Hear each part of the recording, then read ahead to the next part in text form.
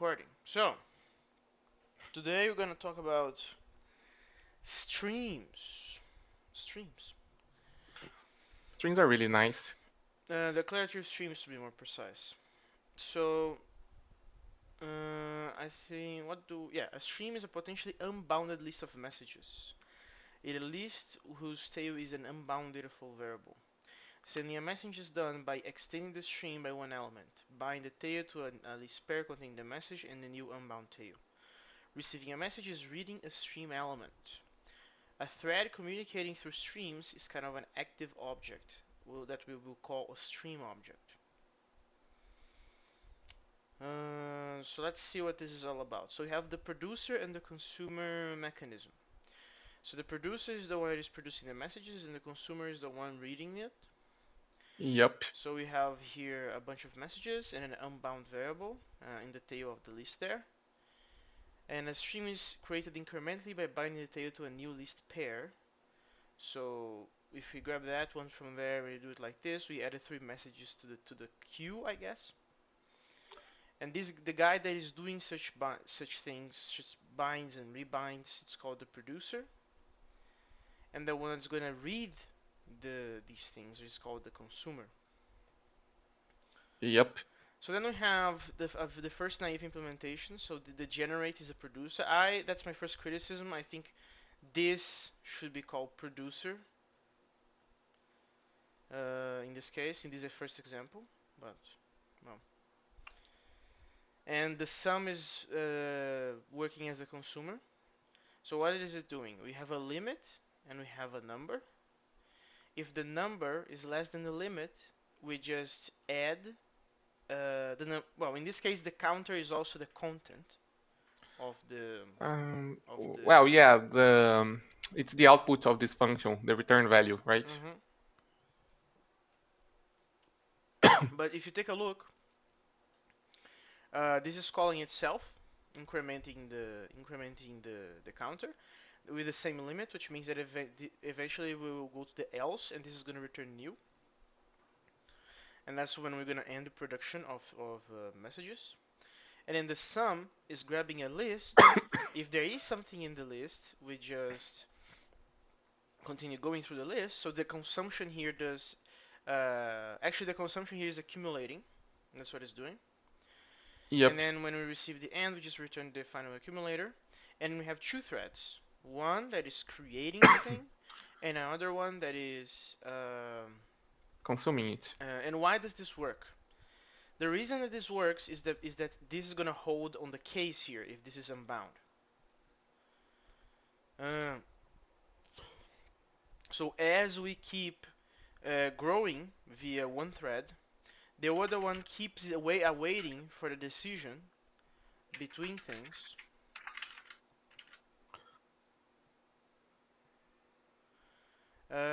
And that synchronization mechanism is being done by the declarative model. Yeah, the therefore behavior in the case it blocks execution to the arrival of the next stream element. This synchronizes the consumer thread with the producer thread. Waiting on for a data flow variable to be bound is the basic mechanism for synchronization. And you can use a high order iterator, which is essentially using a fold instead of using a separate sum function. Nothing new. We can use multiple consumers because consuming a message is not really destroying it. It's just a matter of keeping track of it. So you can do that. And then we have, well, you have a comment until this point? No, this is all pretty, Straightforward. pretty basic, pretty straightforward stuff. Yeah, and then I have my first question. Because now we're going to introduce composition into the system, which in this thing is actually being done via the data flow variables again. We just keep piping. You produce that, read that, give me that next one, and pass that over, and so on and so forth. But apparently, doing these things introduces what the book calls a transducer, which is another stream which is read by the consumer. So again, by composition. Is this does this has anything to do with closures transducers? It's Sorry. related, but it's not quite the same. Um, the idea with closure transducers is you don't want to have a concrete collection, which in this case you do, right? You have an actual stream object that Mm-hmm. you are reading or binding. Mm-hmm. Um, closure kind of takes the same framework, but tries to like avoid having an actual stream that you operate on and just using higher order functions. And the goal, well, there are two goals. The first is you don't want to allocate intermediate collections, which this doing this naively It you do. does. Yeah. And the second thing is you want this to be able to work on any kind of process, no matter what it's actually operating on. Which in this case, well, you're kind of stuck dealing with actual streams, you know.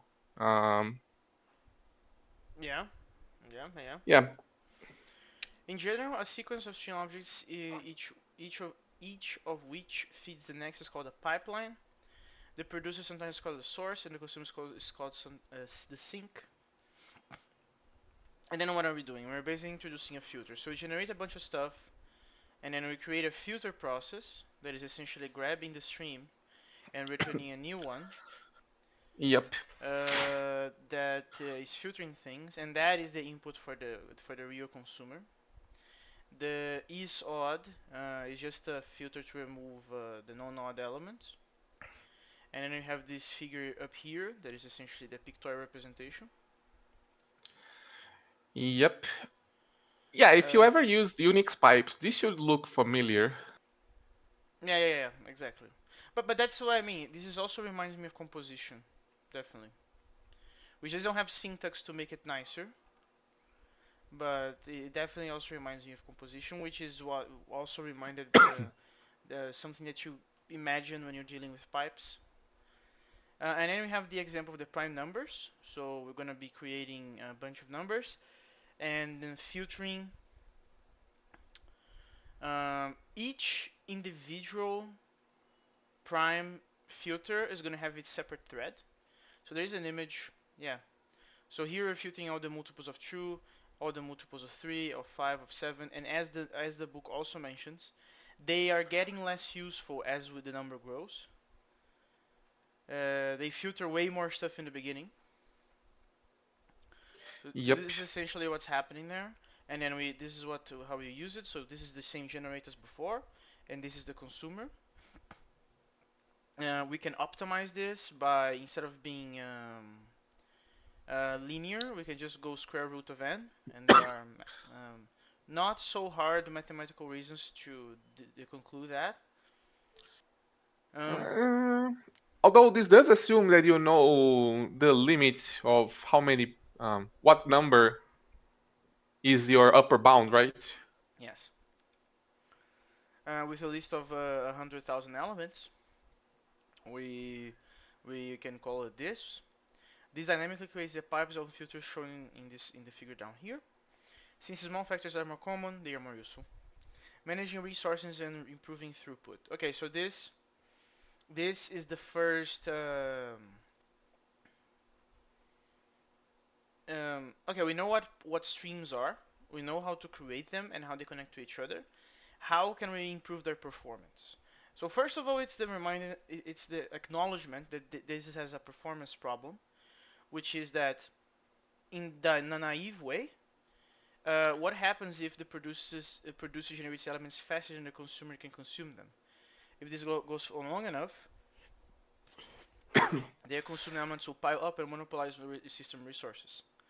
The example Yeah, we've you're used so basically far has just going nothing to. to prevent this. Go on. Yeah, if you do it naively, you're basically just going to construct a giant list that just keeps growing because you're not consuming it fast enough, and eventually you're gonna run out of memory, right? Yeah. One way to solve this problem is to limit the rate at which the producer generates new elements so that some global condition is satisfied. We can also put a delay on it. So we can also put some maximum accepted amount of resource usage, but you can also just put a delay on the generator there, and it would go slower. Um, this is called flow control, It requires that some information be sent back from the consumer to the producer. Let's see how to implement that.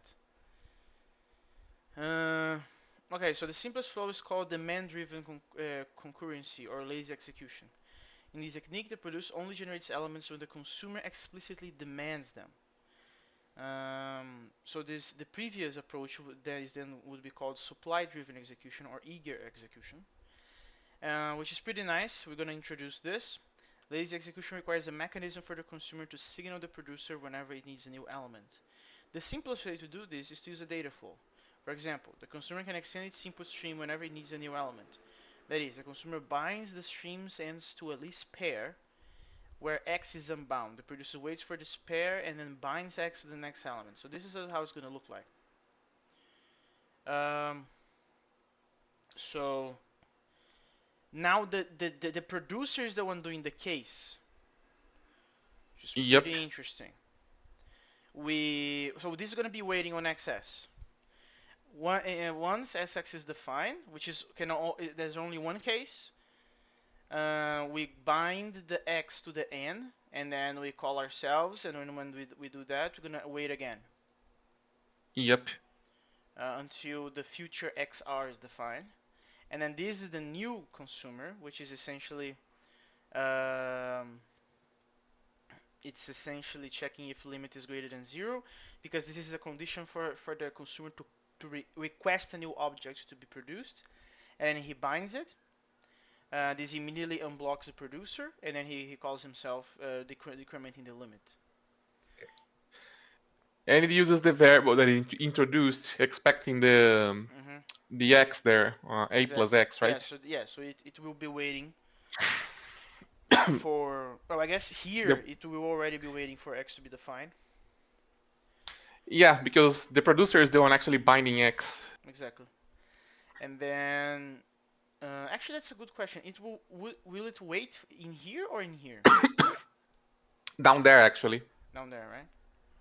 Yeah, because up there it's introducing x and xr because they are on the left-hand side of a local block.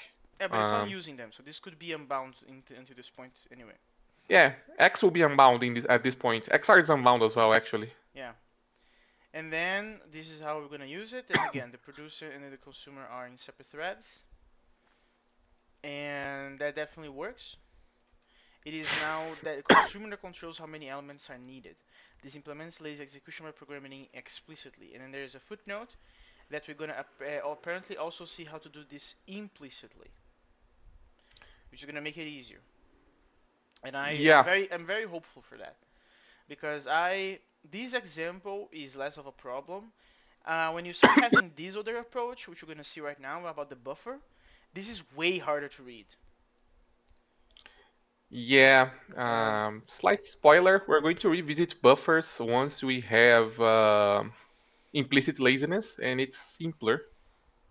mhm. Eventually, we're going to see buffers in the context of explicit state, but we're not there yet. Full control with a bounded buffer. So now we want an intermediary solution because we have a way that is supply driven, we have another way that is demand driven, but what about something in the middle? Um, both techniques have problems. We have seen that eager execution leads to an explosion in resource usage, but lazy execution has a strong reduction in throughput. By throughput, we mean the number of messages that can be sent per unit of time. If the consumer requests a message, then the producer has to calculate it, and meanwhile the consumer waits. If the producer were allowed to get ahead of the consumer, then the consumer will not have to wait. So we're trying to get the best of both worlds. Is that a way? Yes, which is using what is we're calling a bounded buffer, which is essentially a place in memory that both quote-unquote entities are observing and interacting with, in which the producer is putting stuff into the buffer until the buffer is full, and the consumer is consuming stuff from the buffer until the buffer is empty. So in that way, we can control the size of the buffer to better optimize the throughput. Yeah, this way we don't have the problem of filling up our memory, right? Yeah. A bounded buffer is a transducer that stores elements up to a maximum number. The producer is allowed to get ahead of the consumer until the buffer is full, and the consumer, in contrast, can consume take elements without waiting.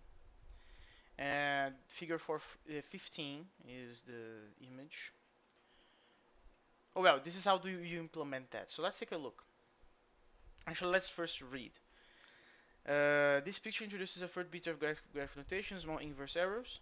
The first phase is the initialization. It calls a startup to task for n elements from the producer.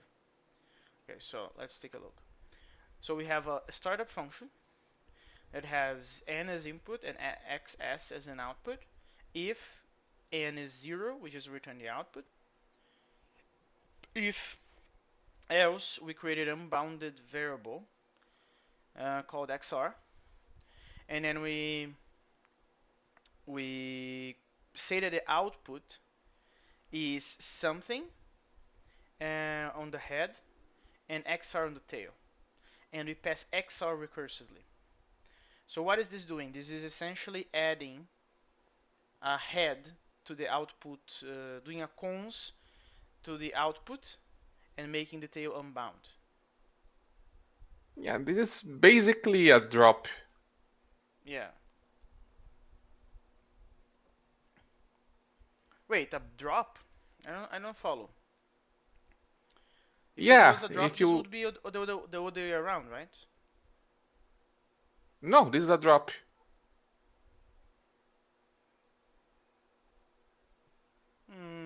A drop?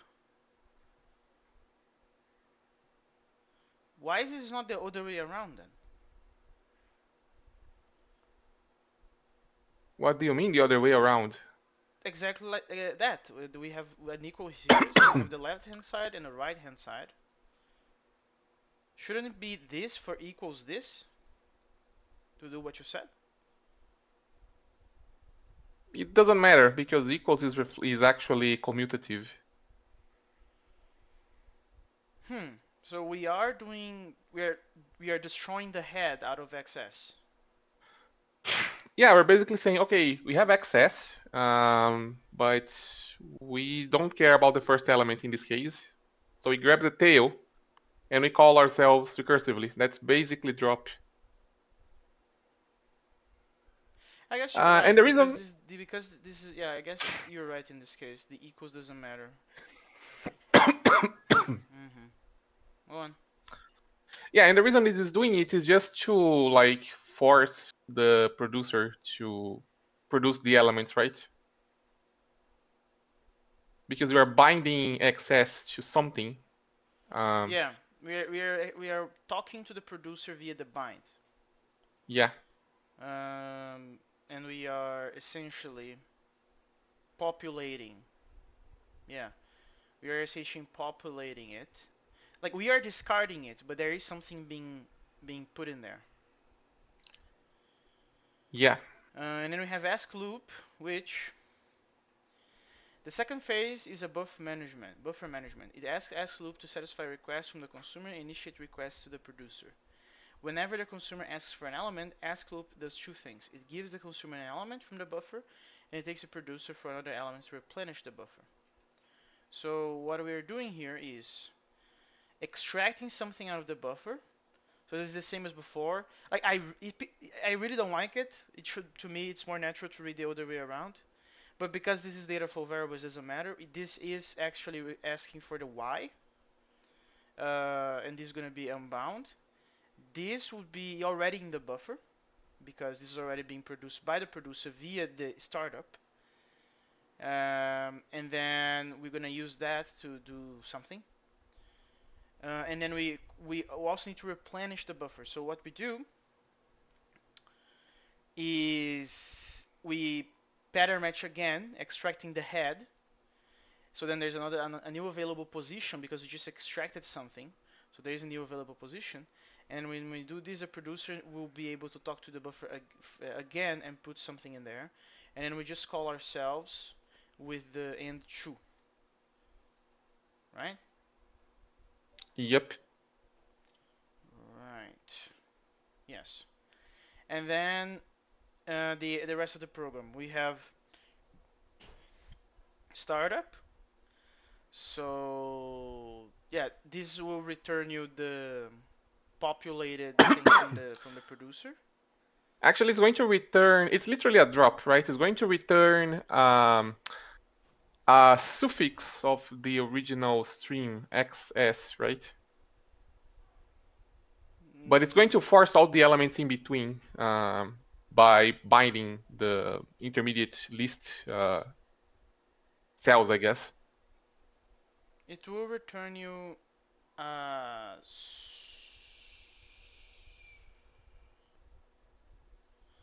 Wait, you said it will return you a suffix. Yeah, like drop takes a number in the list and returns a suffix of the list by removing elements, essentially. Yeah, but it will remove all of them, right? No, it takes an n as an argument and it goes until n reaches 0. Exactly. So what is going to be the answer to n? What's going to be the value, I guess? It's in the if. If n equals 0, it just returns the axis directly. Yeah, so it will do n times this process, which is essentially drop. So it will drop n times. Yeah, Yeah, so that's why it's not the suffix then, because it's not everything just without the head, it's dropping all of them. it is a suffix you obtain by removing n elements, right? Ah, okay, I agree then. That is a drop of n elements on the thing. Yes, yes, yes, yes, yes, yes. So n is the And size of the buffer, I guess. yep. And if you pay attention, you see that startup is basically computing one half of a difference list, right? It's computing the tail in this case. Mm-hmm, mm-hmm. So we have n. So after the startup, this is like drop, forcing the the creation of n elements into the buffer via the producer, and then we just ask loop, which is essentially um, binding. What is the yx?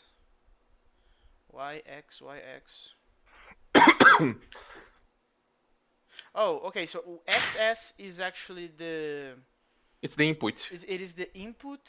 Yeah, that's why it was so fucking confusing. This is very confusing. This should not have a question mark. Well, it's the input, but it's technically an output because you have to bind it yourself to request an element from the producer, right? Because the producer is lazy. Yeah, but this is not. You're not like when reading the program. This is not our output. Um, because what we're this is the input for the buffer, but that connects the buffer to the producer, right? So this is how they are communicating. Is here the XS. And Yeah. what the consumer is going to interact with, which is the actual output, is yx. So I would yeah, I think this is just wrong. But okay, but this is how it works now. So you have a producer, you have a buffer thread, which is a transducer because it's in the middle between the producer and the consumer, and then you have the consumer, and you can actually see the difference between the producer producing and the consumer consuming separately. One way to see yourself how this works is to slow down its execution to a human scale. It can be done by adding a delay. This way you can see the buffer xs always has 4 more elements than yx. This bounded buffer program is a bit tricky to understand and write. Yeah, I 100% think that this is very non-trivial to write. Yeah, again, Maybe implicit a laziness would screenshot make myself. this easier. Yes. Uh, um, this is because a lot of the bookkeeping is needed to implement the lazy execution. This bookkeeping is there for technical reasons only. It has no effect on how the program producer and consumer are written. This is a good indication that extending the competition model might be a good alternative way to implement laziness. We're going to do that later. There is one defect of the bounded buffer we give here. It is linear memory space, even if nothing is stored in it. It's going to be small because of the size of the buffer. Yet, we ask if it's possible to avoid this extra memory space. A simple way to avoid it is by using explicit state, obviously. This allows us to define the abstract data type that represents a bounded buffer and that has two operations, put and get. Internally, the ADT can save space by using an integer to count producer requests instead of list elements. Um, and then it does a very good analogy here. Eager and lazy execution are just extreme cases of a bounded buffer. So you can interpret that the average case is a bounded buffer, and then the true extremes are full eager and full lazy versions of it. Yep. Eager execution is what happens when the buffer has infinite size, theoretically, and lazy execution is what happens when the buffer has zero size, theoretically. When the buffer has a finite non-zero size, then the behavior is somewhere between those two extremes. Flow control with thread priorities. Yeah, so there's another thing that we can do to help the trying to fix the two extreme problems, which is to add priorities to the threads. Yeah, this is not really a good way to do it, and the book acknowledges that, but it's here for completeness. Yeah, a different and inferior way to do the flow control is to change the relative priorities between producer and consumer threads. But it is fragile. Its success depends on the amount of work needed for an element to be produced and to be consumed. And then we have some ratios here. So the speed ratio between the consumer thread and the producer thread needs to be greater than that. This depends not only on the thread priorities, but also on how many threads exist and what are they doing. So this is very fragile, but it can be done like this. So we have the code. This works in our case since the time to consume an element is not 100 times greater than the time to produce an element.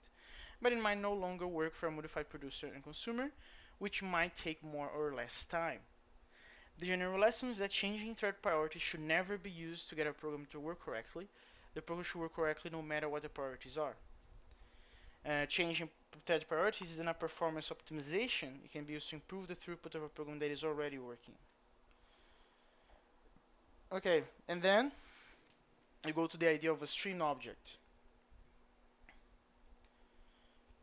um, which is a recursive procedure that executes its own thread and communicates with other objects through input and output streams. The stream object can maintain an internal state in the arguments of its procedure, which are accumulators. We call a stream object an object because it has internal state that is accessed in a controlled way. Again, this is chapter 1. The definition of object is basically encapsulation.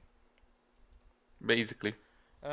Throughout the book, we use the term object for several such entities, including port objects, passive objects, and active objects. So this is how it looks like. So S01, S1, X1, and T1, they are S1 Uh, is the input stream, X1 is the state or the initial state, and T1 is the output stream. yep. So we do a case on S1. Um, else on the case we do nothing. And in the case that we got the pair, we declare some variables and then we call the next state function passing the head x1 and x2. Then we bind t1, which is the output stream, to n and t2, which are probably outputs of the next state. And then we just call Okay. ourselves with the new input, state, and Yeah, output. yeah, teacher is actually the next output, but yeah, n is an output of the next state. Yeah. And yeah, so the stream object is kind of a template for creating a stream object. Its behavior is defined by next state, which takes an input message m as state x1 and calculates an output message n and a new state x2. Executing stream object in a new thread creates a new stream object with those input with those variables. The stream object reads messages from the input stream, does internal calculations, and sends messages to the output stream. In general, an object can have any fixed number of input and output streams. Stream objects can be linked together in a graph where each object receives messages from one or more objects and then send messages to one or more other objects. So this is how it looks like, and as you can see the composition here, we grab the output stream from one and as the input stream of the next. So this is basically piping them together. Yep. Um, and then we go to something very, very cool.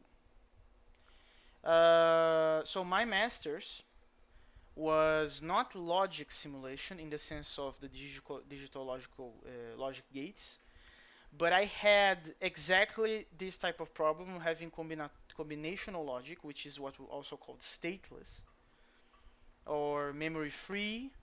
Um, and we also have what the book also calls sequential or stateful logic, which is the one that has memory. And I found pretty cool that is using the same nomenclature as what I was doing, which has nothing to do with what the book is talking about. But apparently, these ideas of being stateless and sequential are so natural that we use those names all the time. So what are we doing? We are creating digital logic gate simulator, essentially. And then there are circuits that are combinational, and there are circuits that are sequential. And we're going to use the streams to make that happen. Um, it doesn't need to. That's something that I think the book doesn't mention. This could be done without using streams, but we will do that because of the we can later exploit the synchronization process via the clock.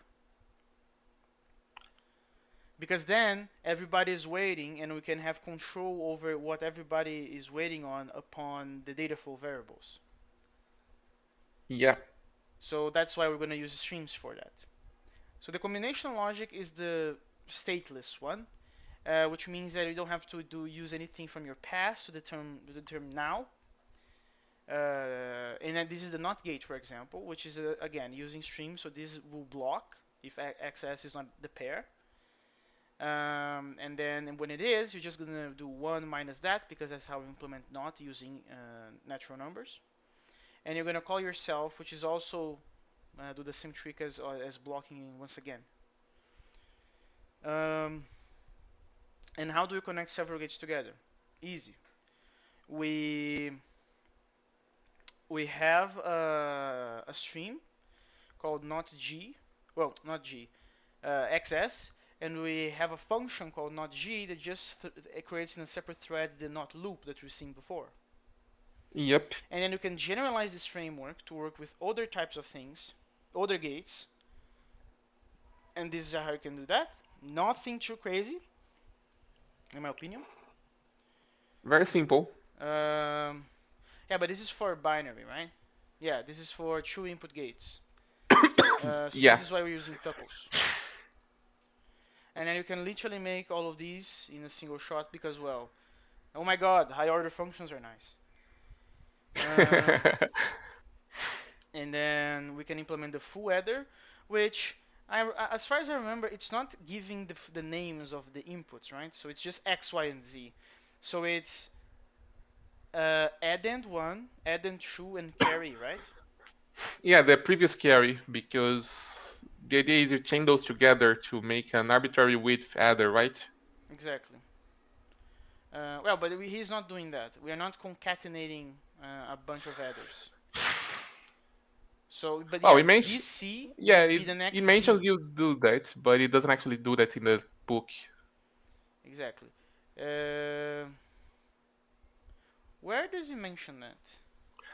Um, we can build combinational circuits. A typical circuit is a full adder, blah blah blah. Full adders can be chained together to make adders of any number of bits. Yeah, it mentions that. It just doesn't actually do it. Uh, No, but it's not yeah, doing it's it. in. It's not mentioning that.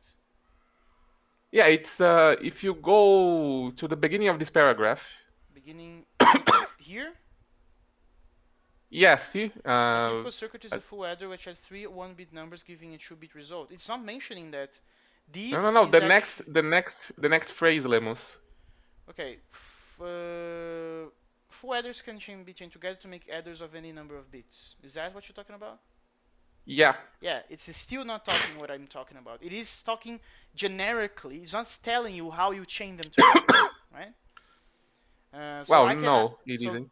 the way that you do that is that if you have like a multi-length bit addition, you always grab the same index position of your two the two numbers that you're trying to add as x and y, and the c is the previous um, is the carry, right? The c is this is the first carry, and if you have all of them together, this c will become the new z, right?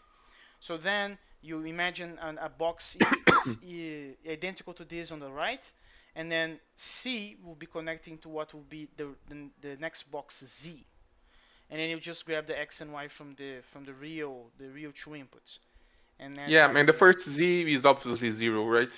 exactly. And this is always in the beginning zero. And I felt it could like this is just a sentence. Why is not here? It's just saying like, oh, there are three magical inputs.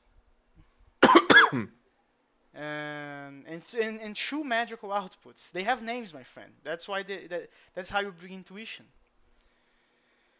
Um, cool, cool. So here,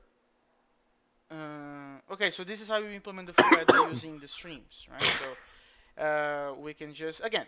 This doesn't have to be using streams to do this, but we are going to do that because we want to use the clock later. But essentially, you just grab all the intermediary results and you keep like you do the wiring yourself. So that's how you do that. And this is just an example of how you can make that happen.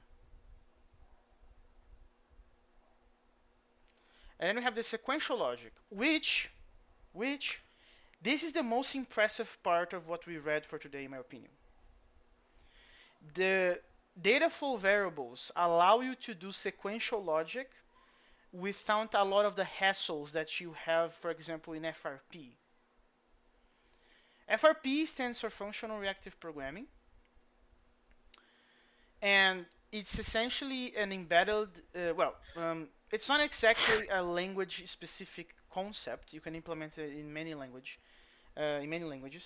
But the FRP that I studied, at least, it's in Haskell, and the way that we accomplish that is by using embedded domain-specific languages in Haskell to allow you to describe continuous systems. And one of the things that you need to be able to do is to do sequential logic of some kind. In my masters, I use the monadic do notation to accomplish that in a way to be a little bit more in nicer syntax. But of course, that was the case because it's an embedded DSLL, right? So I need to make the Haskell compile, but I also want to make the notation make sense for someone that just wants to describe the continuous system. Here, we are able to accomplish sequential logic just because we have delay, which is also a concept in FRP, by the way, and because of the data flow variables.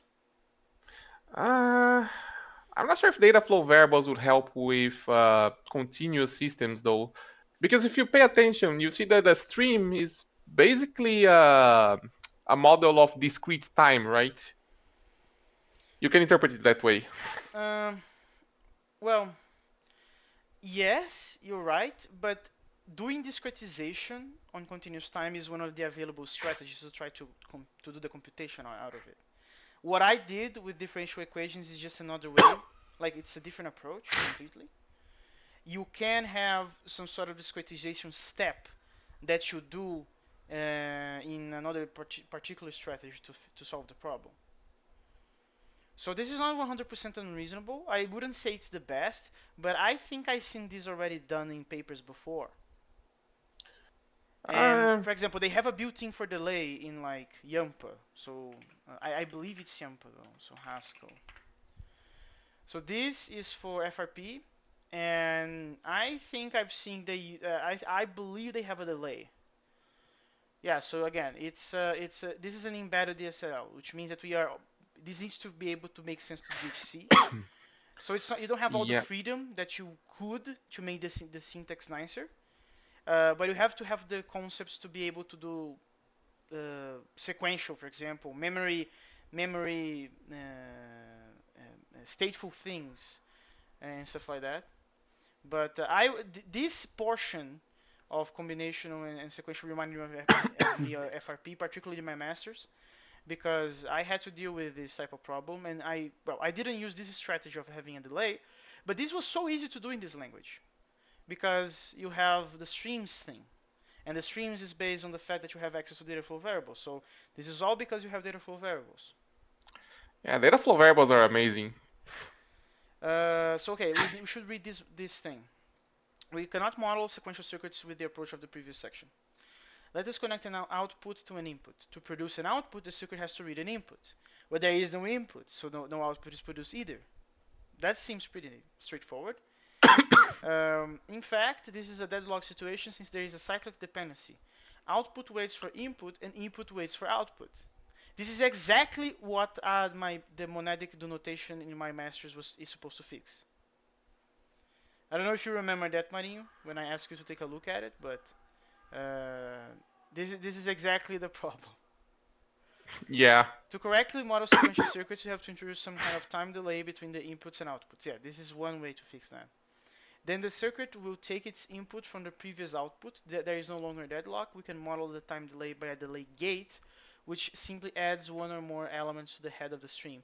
I believe the Educe PhD also has a delay primitive to do this type of thing. For an input ABCD, delay outputs this, which is just a delayed version of the input. With delay G, we can model sequential circuits. Let us build a latch, which is a simple kind of bistable circuit that that can memorize its input. This figure defines a simple latch. Here's the program.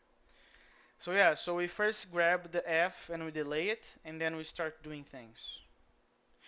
So why do we need delay? Like in more practical terms, because we need to create an F. Yeah. And the latch has two Use the, inputs. and What? we want to use the F to build the DO that the delay uses, right? Yeah.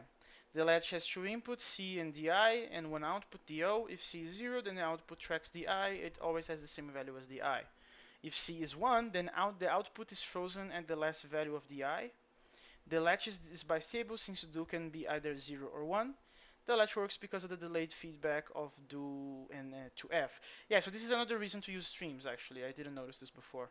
Well, we also need this to be using streams in order to do this. This is also a requirement to make this happen. Yeah. Yeah, but this way makes way more sense. Like if you need something to hold the state. We are using the stream that has some sort of holding something capability. Yeah, if you want to put it in FRP terms, a stream in this context is basically a discrete signal, right? Discrete Yeah. in the sense that the time Mm, step is discrete. exactly. Exactly. Then we have the clock, which is essentially, well, this is a very fast clock, but well. Calling clock creates a string that grows very quickly, which makes the simulation go to the maximum rate of the Mozart implementation. Runtime, I believe. We can slow down the simulation to a human time scale by adding a delay, so we make our virtual computer slower. And then we can just do that. We call delay n, cause this delay to suspend for n milliseconds, and then to return and then to become running again. We can make a gate built-in in this language this easy. So we can just have like this as the linguistic abstraction that will output this type of code. And there is a comment here that I want to ask you about. Yeah, the identify. Yeah, this one. The statement translates to what I just showed. The body corresponds to the definition of the gate step. It is a Boolean calculation with inputs. With the gate statement, we can define AND gate as follows. And then it comes I don't understand what this means. The identifier x1, x2, and x3 refer to different variables inside and outside of the statement. What does this even mean? Uh, Basically, inside of the then, you're dealing with the Boolean values, right? Mm. But then when you actually call this thing, those same identifiers actually refers to the streams of booleans, not just the But booleans. is this a differentiation on how we think about it, on how the language treats them? Because to me, all of those are, from my perspective, the language treats all of it as streams. No? Um, well, the inputs and the outputs are streams. That is true. But the implementation of the gate inside of the then block is not dealing with streams at all. It's just dealing with booleans. Mm. See, it's basically that gate step. The gate step doesn't deal with the streams. Everything around it deals with the streams, which is abstracted away in that nice syntax. Oh, we are destructuring the streams here. We are destructuring the streams. Wait, where are you? Where are we using the y's? The y's are the output of the gate step, and they are added to the output streams, which are being passed to the p down there. And they are part of the output streams.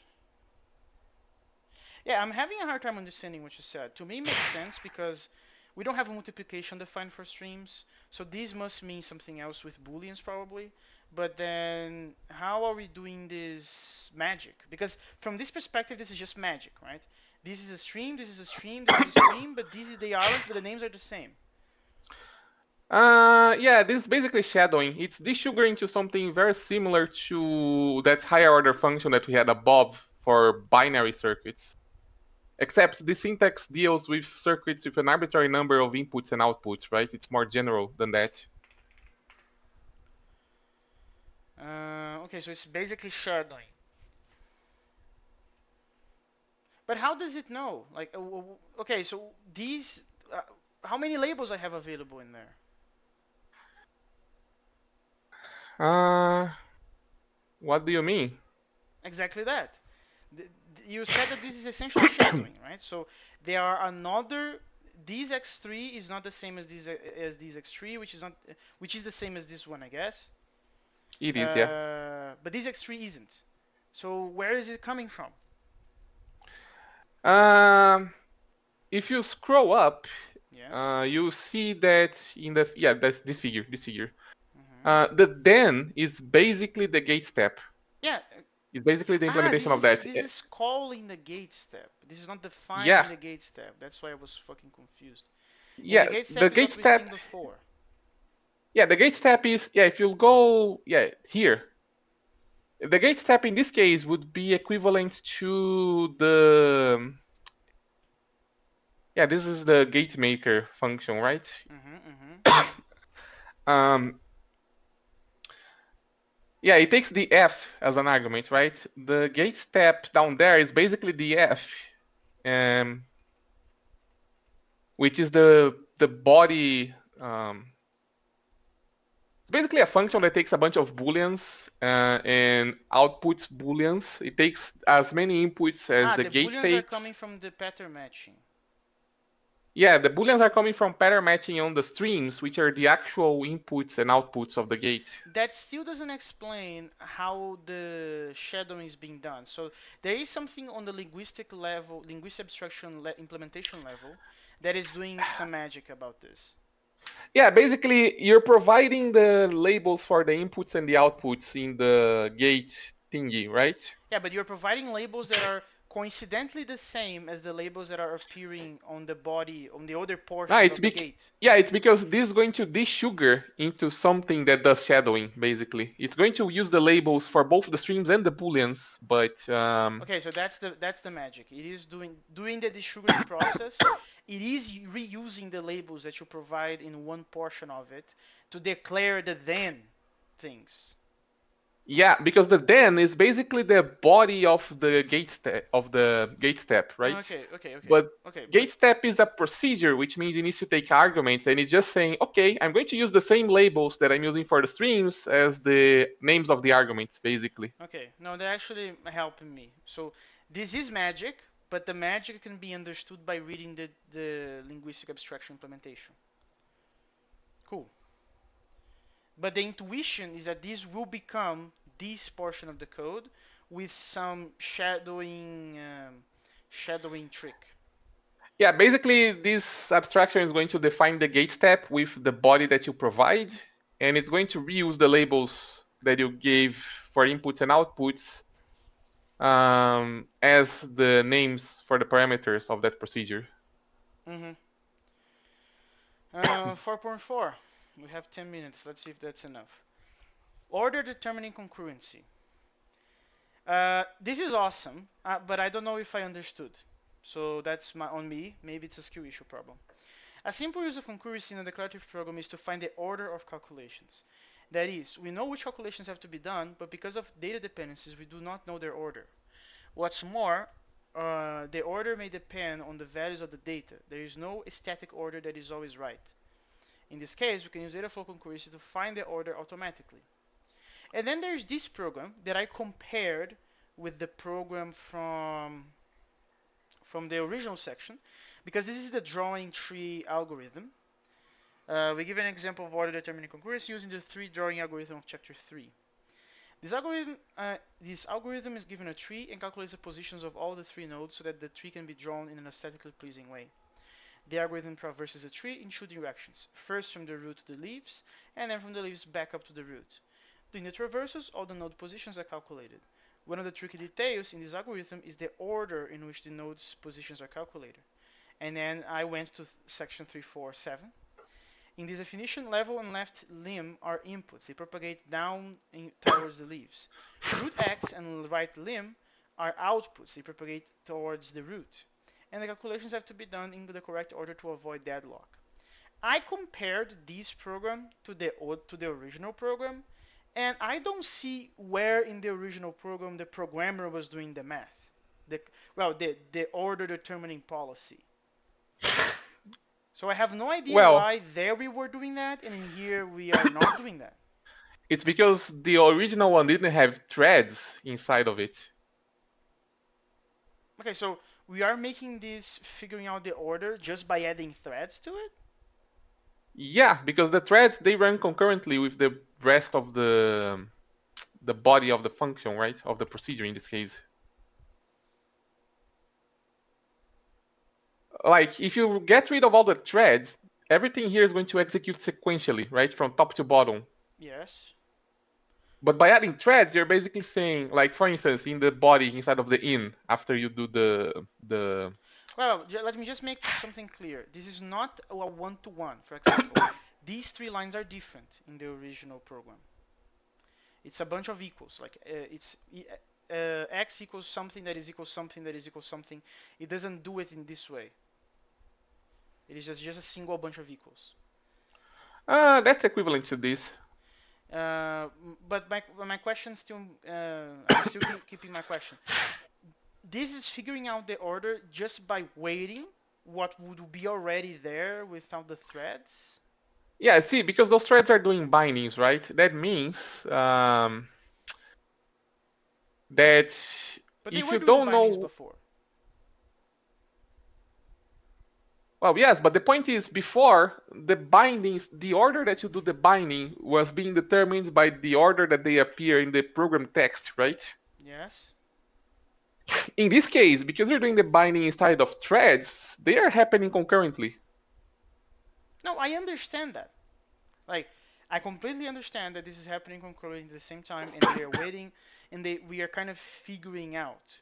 But I just want to understand what are we calling the programmer deducing the order to the program accordingly. This is essentially this program, but without with unthreading the thread lines. Well, for most of the branches in this case, that doesn't really matter. But in the last one, you see there are three threads down there? Yes, I see. Yeah, if you get rid of the threads, you actually have to figure out the data dependency orders yourself and put them in the correct order. Mm.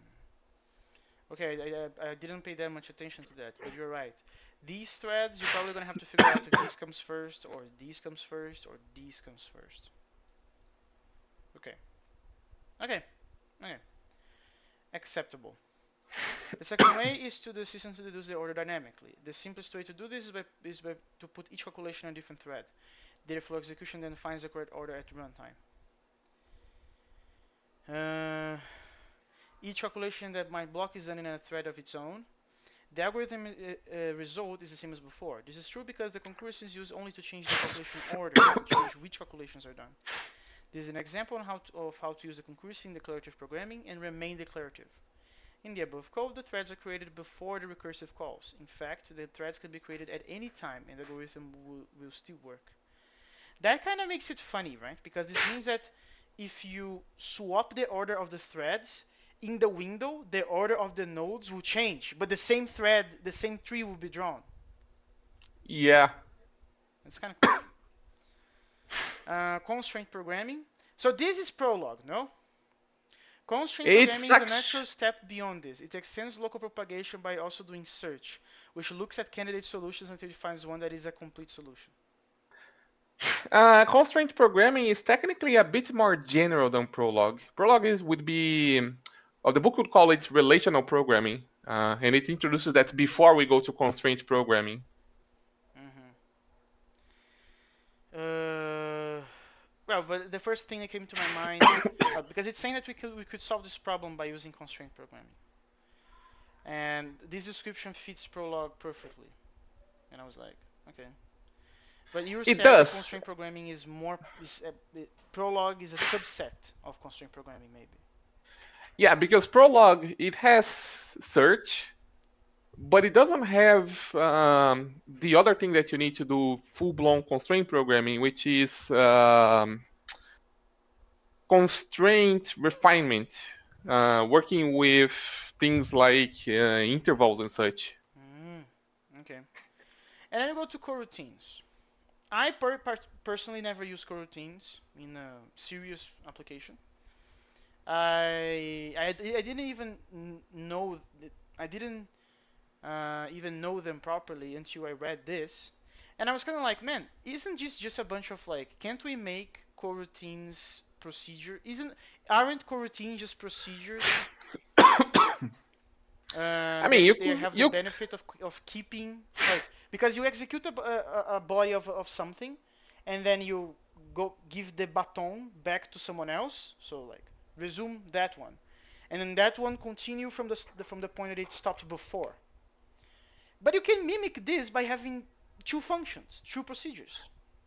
actually not quite, because if you just have two procedures, in order to do the coroutining properly, you would have to do tail calls, which means wherever you call resume, you would actually have to break up your functions, your procedures.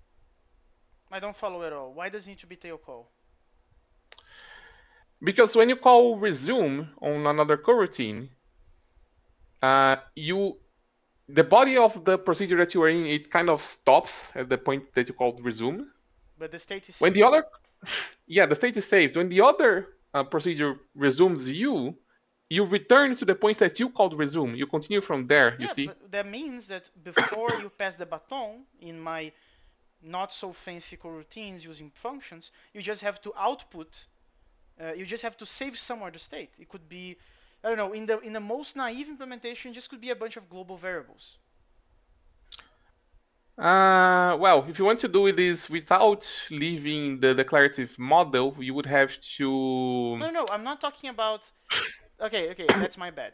I'm not talking about the declarative model. I'm Oh, just talking about the okay. No, if necessity of if this is actually a ground-breaking abstraction. I don't think it is, given what I read. I mean it's useful, but It is it's useful. I That's wouldn't. fair. I mean, compared to threads, it's not groundbreaking at all. No, no, no. But I mean, even compared to procedures, because my first instinct when I saw this was like, wait, this is a procedure that is saving its state and then calling out the procedure. And this procedure is maybe reading from some global variables and changing them to update the state. And then this procedure calls this other procedure that does the same. And they keep doing that. Yeah, that's how you would implement it in something like C. Yeah, so my first thought, well, actually, if you want to do it properly in C, you would also have to remember the identifiers, right? So that's Like what I'm kind of my naive implementation draft is just like trying to to copy the mechanism. It would be terrible to use it. It would be complete dog shit to use it. So I'm not saying this is useless. I'm not saying you should not have it. I'm just saying that isn't this just a more convenient interface to interact with a bunch of procedures that are saving state? Sounds like It it to me. is. It kind of is. Um, okay, so coroutines have two operations: so spawn and resume, and then you have the identifier. This is a bit like creating a new thread. But they are not preemptive. That's kind of the big deal between the difference between threads and coroutines. The coroutines, they are mandatorily non-preemptive, which means that you need to pass the baton to the other guy to stop yourself and the other guy to resume. With threads, this is done implicitly by the system, by the runtime. Um, so nothing too groundbreaking, right? So each coroutine has the possibility to transfer control often enough so that the others have a chance to execute. Also goes into starvation problem, which is not possible if you have a fair scheduler for the threads. Since coroutines do not introduce non-determinism in the model, programs using them are still declarative. Yeah, this is the point that Marine brought before. These coroutines that this book is talking about, they are still declarative. However, coroutines themselves cannot be implemented in the declarative concrete model because their implementation needs explicit state, which is what I mentioned global variables for. They can be implemented using the shared state concurrent model of a very future chapter. Another way to implement them is by using the thread module. So then it shows to us how we would implement them in Mozart system. Mind you, this is also not declarative because thread.this returns a different result depending on which thread you call it, right? So this is us to get the PID, then to suspend, and then to execute the other guy. And then we resume that, and we suspend ourselves. Nothing too crazy. And then we have concurrent composition. So this is like there is a thing in Go that this reminded me of. Select. No, actually we have the code. Let's read the code. That's easier. So we did something like that for the bot.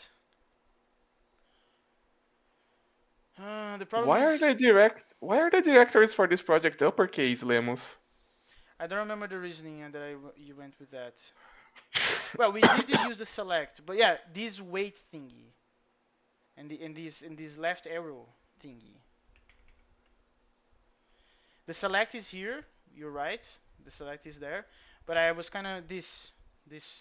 Yeah, no, thread wait. Yeah, and then we have that. Yeah, so this is what this reminded me of. So this is essentially waiting for things to be done in order for us to proceed. So we have a bunch of threads, and we're gonna use what are we gonna use to do this process? We're gonna use dataflow variables again, of course, because the wait can detect if something is bound or not.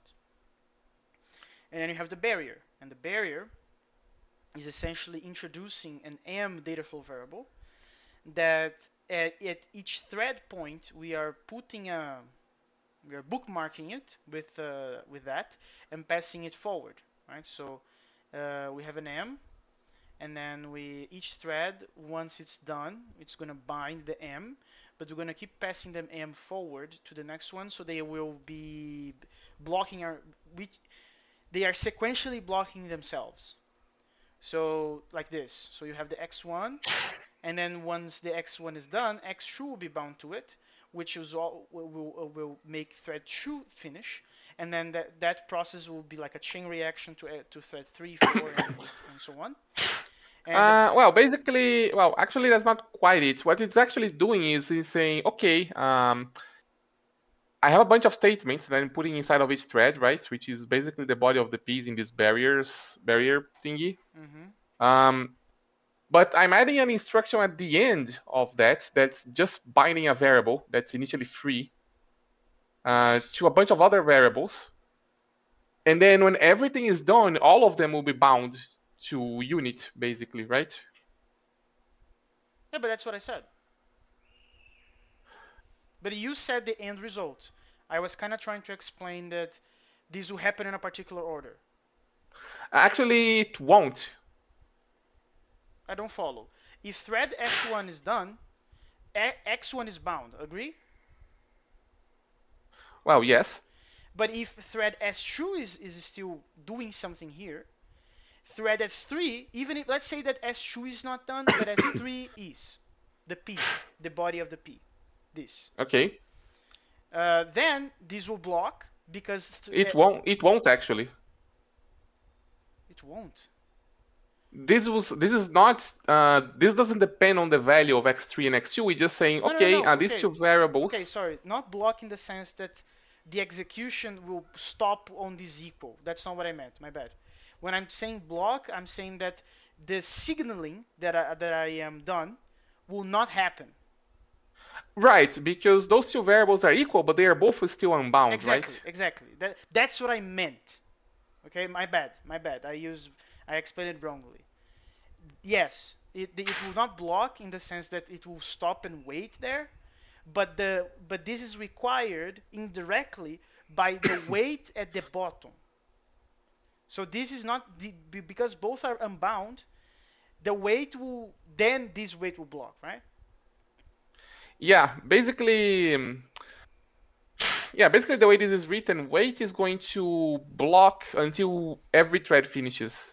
Yeah, because the last thread has the xn, and the xn depends on x minus one, n minus one, and that's what I meant about there is like a chain reaction after every everybody everybody's done. It will be like, oh, this is equal to that, equals to that, equal to that, blah blah blah blah, and then at some point you're gonna reach xn, which is the signal to wait that okay now we can proceed. Every everything is done. We can go. Exactly. Um, okay, so this is how we're gonna do that. This is there's different to detect termination with data flow variables. Oh, we do a wait on all of them. Awesome. So you create a thread that Yeah. is essentially the waiter, and the waiter waits for everybody.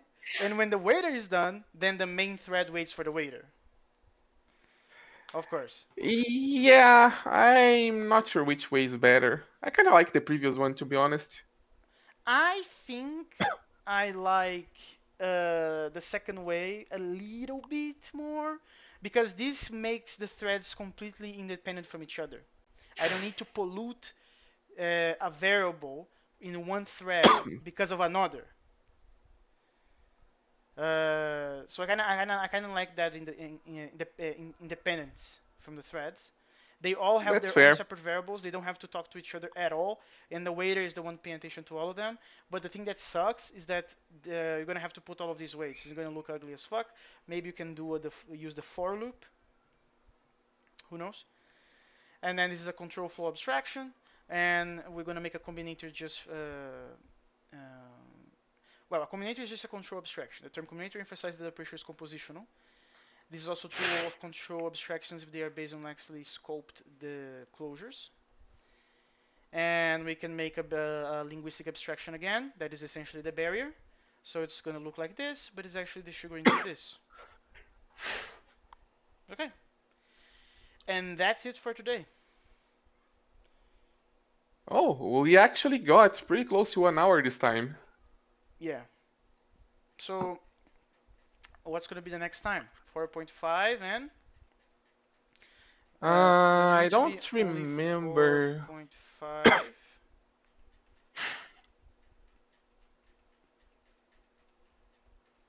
There we go here. 12, 10, 9, 7. There we go. So we have 4.5, which is like Lazy 24 execution. pages. And we also have soft real-time programming, which is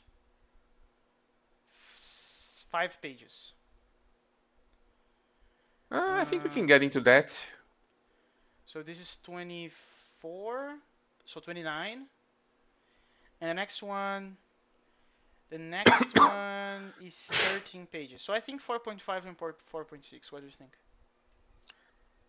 Yeah, I think that makes sense. Cool. Finish the recording now.